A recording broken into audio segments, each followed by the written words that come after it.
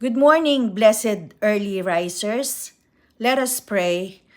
Our loving Father, we honor you today.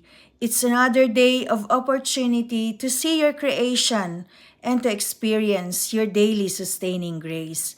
We know, Lord, that we couldn't buy those challenges of life that will help us to be matured enough and contributes to our character building.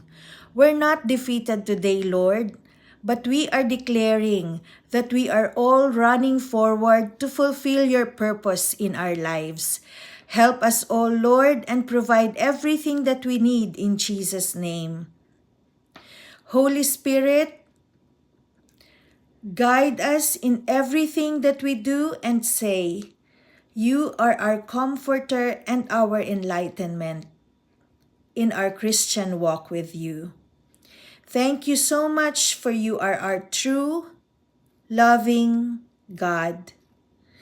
Bless all of us today. We commit everyone into your keepings, Lord. In Jesus' name, amen.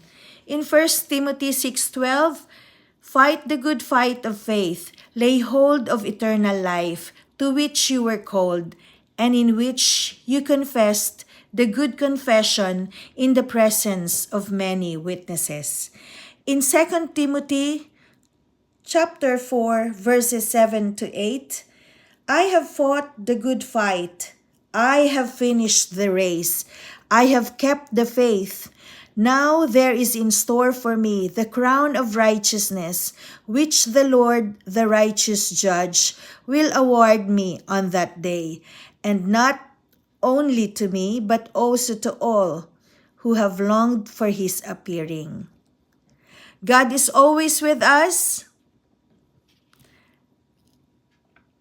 Let's hold on to his promises every day. God bless us all.